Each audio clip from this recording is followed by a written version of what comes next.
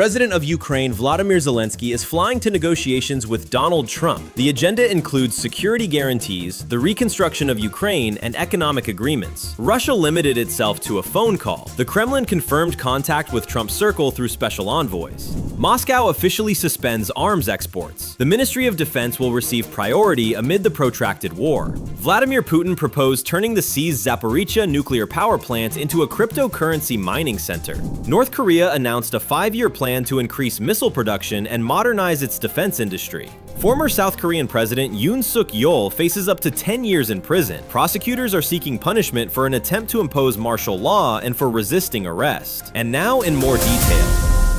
President of Ukraine Volodymyr Zelensky confirmed that his personal meeting with Donald Trump will take place in Florida this coming Sunday. Advisors from both sides will participate in the talks. The agenda includes security issues, the reconstruction of Ukraine, and economic cooperation. Zelensky noted that work on a 20-point plan is nearly complete. He emphasized that some points cannot be finalized without dialogue at the highest level. According to sources cited by the Kyiv Post, the visit may take place as early as the 28th of December. The meeting location is the Mar-a-Lago residence. The discussion is expected to cover both new security guarantees and Europe's role in the settlement. For Kyiv, it is important to secure commitments not only verbally but also in written form. According to Zelensky, a 20-step plan is already prepared for the negotiations. 90% of the points have been agreed upon. The remaining issues concern the key matter: legal security guarantees from the United States and the terms of economic assistance. Some things can only be resolved at the presidential level, Zelensky stated. He also noted that the documentary package includes several separate agreements, including economic ones. The Ukrainian side is seeking a clear written fixation of America's obligations. The discussion includes infrastructure reconstruction, long-term financing, as well as the possibility of holding a referendum on issues of territorial settlement. In addition, Kyiv insists on the participation of representatives of the European Union in the negotiation process, at least in an online format. This is necessary to ensure the political legitimacy of the outcomes of the meeting. While the president of Ukraine is preparing for a personal meeting with Donald Trump, Moscow has chosen a far more restrained format. The Kremlin confirmed a telephone contact with representatives of the United States administration. According to the press secretary of the President of Russia, Dmitry Peskov, the conversation took place after the visit of Special Envoy Kirill Dmitriev to the United States of America. The contact was agreed upon in advance and proceeded without public statements. The Kremlin refused to disclose the substance of the discussions, citing the sensitive nature of the negotiation process. Peskov stated that information about the contacts was reported to Vladimir Putin and analyzed. According to him, the sides agreed to continue the dialogue, but without specifying the format, timelines, or topics. The Kremlin emphasized that excessive publicity could negatively affect the further development of the negotiations. Thus, against the backdrop of Kyiv's active public diplomacy, Moscow is demonstrating a different approach. No flights, no meetings on camera, no statements for the press, one phone call instead of a visit, and a signal that Russia considers itself a participant in the process, but does not intend to play by someone else's script.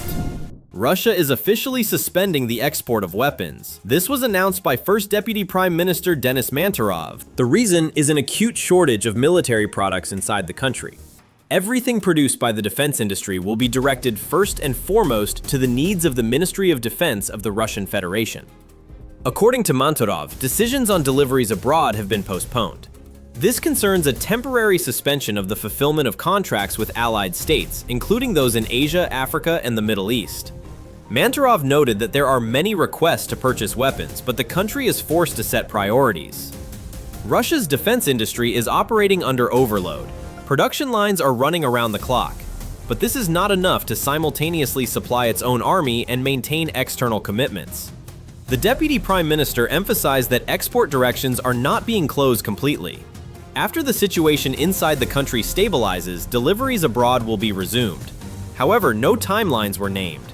This is the first case since the start of the large-scale invasion of Ukraine in which Russia officially acknowledges that its resources are limited and that it is unable to meet external obligations.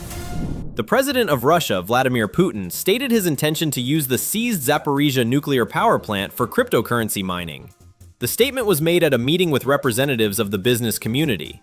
According to Putin, this issue is already being discussed with the American side. As the president of Russia claims, a scenario of joint use of the facility without the participation of Ukraine is possible. Among potential options, he mentioned the placement of cryptocurrency mining capacities on the territory of the plant. Putin also stated that Ukrainian specialists continue to work at the plant, but now they have Russian passports.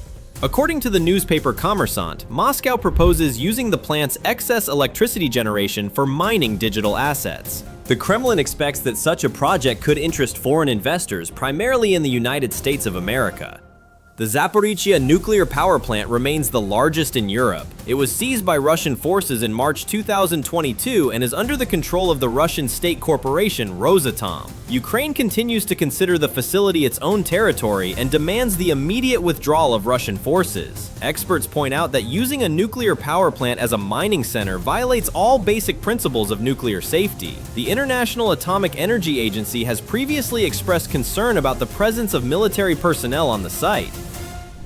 The leader of the Democratic People's Republic of Korea, Kim Jong-un, conducted an inspection of defense enterprises and ordered an increase in the production volumes of missiles and artillery shells. State media reported that Kim personally inspected new production workshops where components of missile systems are assembled. On his instructions, a 5-year plan for the modernization of the defense sector was approved. At the beginning of 2026, it will be presented at the Congress of the Workers' Party of Korea. According to Kim Jong-un, the development of the missile industry is of decisive importance for strengthening strategic deterrence. He emphasized that the DPRK must maintain military superiority under conditions of external pressure. The development of defense enterprises in North Korea is taking place against the background of information about military cooperation with the Russian Federation. Intelligence services of Western countries are recording deliveries of shells, ballistic missiles, and small arms from Pyongyang to Moscow. In return, Pyongyang receives oil, food supplies, currency, and access to technical information. These deliveries allow Russia to partially compensate for the shortage of ammunition caused by the high intensity of combat operations in Ukraine. The planned expansion of missile production could seriously change the balance of power in the region. South Korea, Japan, and the United States of America view Pyongyang's actions as a potential threat to stability on the Korean Peninsula and in East Asia as a whole. In Seoul, prosecutors are seeking 10 years of imprisonment for the former president of the Republic of Korea, Yoon Suk Yeol. The charges are related to an attempt to impose martial law and resistance to arrest at the end of 2024. Yoon Suk Yeol, a former prosecutor general and ex-president from the Conservative People Power Party, came to power in 2022. At the beginning of his term, he faced a series of crises: North Korean missile launches, a mass crowd crush in Seoul, and internal political resistance. The culmination was his announcement of the introduction of martial law. He justified the decision by the need to suppress anti-state forces. This provoked mass protests and an immediate reaction from parliament, which demanded that the order be revoked. Under public pressure, Yoon backed down and apologized publicly. However, the scandal ended with impeachment and his resignation. Now the prosecution claims that the former president deliberately abused his powers and attempted to retain power outside the framework of the law. The trial has been ongoing since April, and it became known the day before that the state prosecution is seeking 10 years in prison. The verdict is to be delivered on the 16th of January. This is the first case in the recent history of South Korea in which a former head of state faces such a severe punishment for an attempt to violate the constitutional order. Whether Trump will dictate terms to Zelensky will become clear in a couple of days. But the Kremlin has already decided negotiations are possible, but only on its own rules. Whoever has missiles will have a voice. Whoever does not even have shells will have a queue. Until tomorrow.